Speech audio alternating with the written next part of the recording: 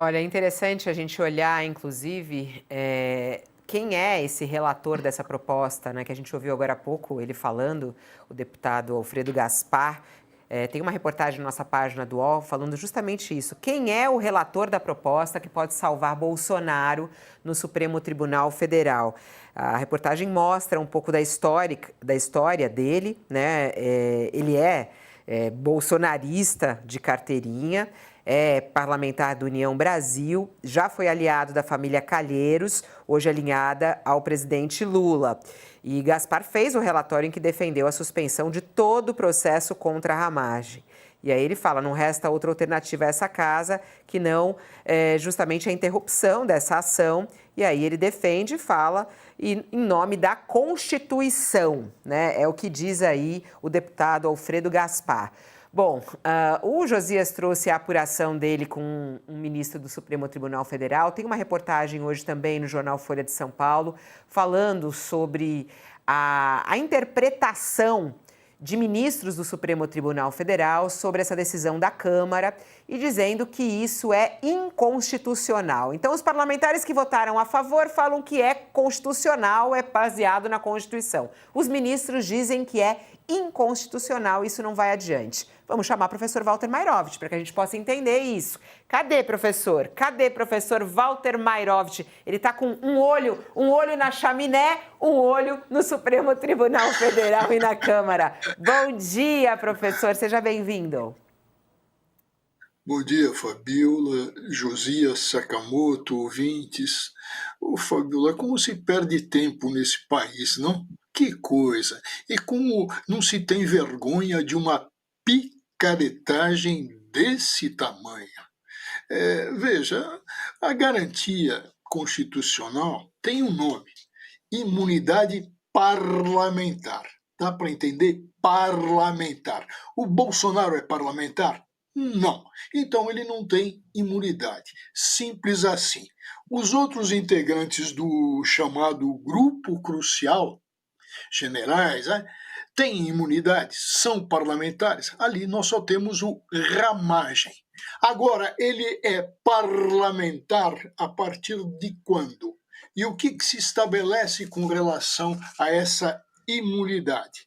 Ela vale para crimes consumados ou tentados no curso do mandato. Por isso é que o ministro Zanin, quando cumpriu a Constituição e comunicou que a denúncia havia sido recebida, ele fez menção a comunicar com relação à imunidade dos crimes do 8 de agosto, dano e dilapidações. Só os dois. Então, veja, é muito simples, porque antes disso, antes do 8 de janeiro, o Ramagem não era parlamentar aquilo antes com relação aos crimes de violação ao Estado democrático, golpe de Estado, associação criminosa. Então, é muito simples, é muito simples. Até um reprovado, atenção, até um reprovado em exame de qualificação profissional da Ordem dos Advogados do Brasil acertaria em cheio a interpretação desse artigo da Constituição. É coisa assim que, se a gente tivesse na França, se diria é bafon, é coisa de baixo meretrício. Então, aí, o Agora, tem uma professor... outra dúvida, se me permite, Fabiola, só para deixar Permito. bastante claro. Está muito claro que o professor Mairovich disse. O Ramagem é o único parlamentar dessa encrenca. Portanto, o trecho da Constituição, o artigo constitucional, que fala em imunidade parlamentar, só se aplica a ele, não aos demais. Esse ponto está claro. Agora, a minha dúvida é a seguinte, professor Mairovich. A Constituição fala em imunidade parlamentar. Agora, o que se pressupõe é que o parlamentar esteja imune no exercício da sua atividade parlamentar para dizer o que bem entende, para ser protegido nas suas opiniões, ainda que ele contrarie poderosos, ele não pode ser incomodado no exercício da sua atividade parlamentar. Mas esta imunidade se estende à prática de crimes? Eu lhe pergunto porque pode o Supremo Tribunal Federal interpretar que mesmo naquelas imputações atribuídas ao Ramagem, no que diz respeito ao 8 de janeiro, também ali não seria aplicável a imunidade, porque está se falando em crime e não no exercício da atividade parlamentar, ou não? O Supremo tem que baixar a cabeça e aceitar a suspensão do processo em relação a estes crimes ocorridos depois da diplomação como deputado. O Supremo é o guardião da Constituição e é o que dá a última palavra.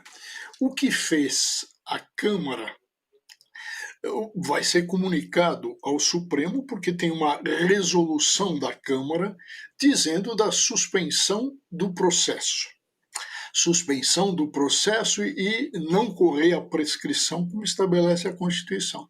Agora, como o Supremo tem que entender isso? Apenas com relação ao Ramagem, entender que essa suspensão é parcial, ou seja, não vale para os crimes consumados ou tentados antes da diplomação do Ramagem, porque o Ramagem não era parlamentar até então.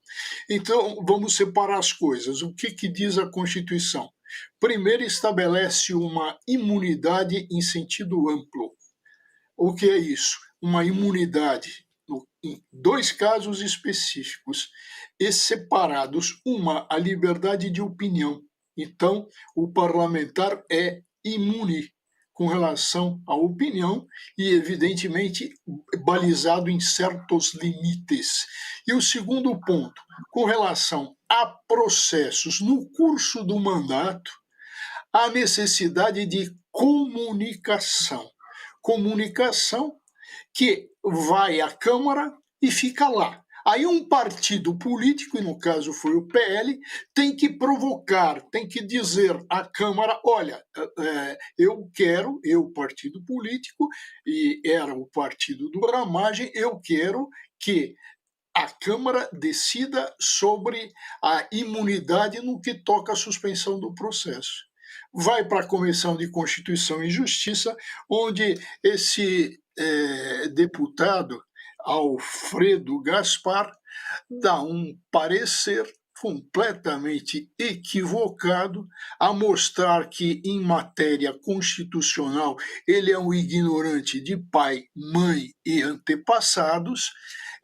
Se cair de 4 em questões constitucionais, vai comer o papel, não vai conseguir fazer outra coisa. Então, ele dá esse parecer que, para surpresa geral, e para aqueles que não quiseram preservar a boa imagem da Câmara, acabaram dando 315 votos a favor desse parecer que foi aprovado pela Comissão de Constituição e Justiça, porque lá só tem bolsonaristas, só por isso. Ô, professor, quando o senhor está falando dessa maneira, né, é tão claro e nítido que isso é um absurdo.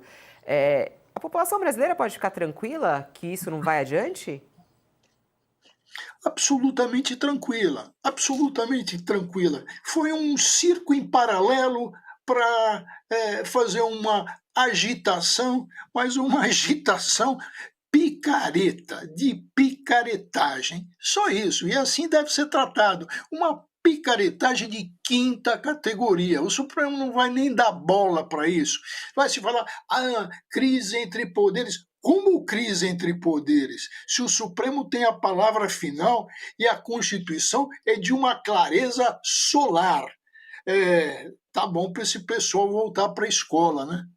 Muito claro agora, claro e nítido. Agora tem uma reportagem na nossa página do... Já te passo aí, Josias, só emendando um pouco nisso que o professor Mayrovich está falando.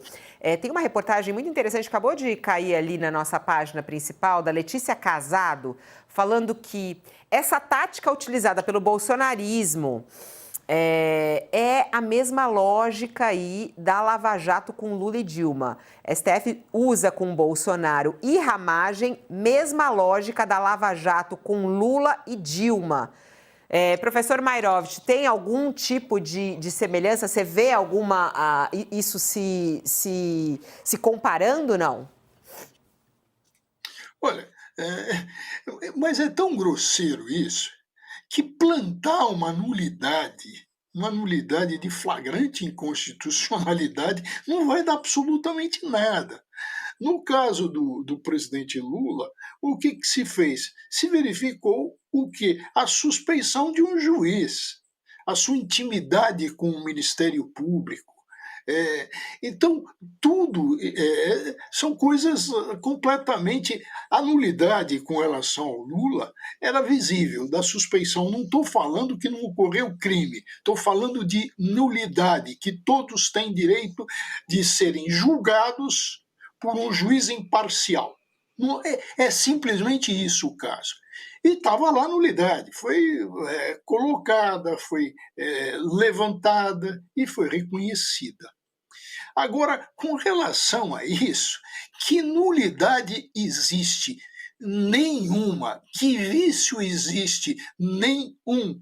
Eles plantaram o quê? Plantaram uma semente no quê? Na areia do deserto.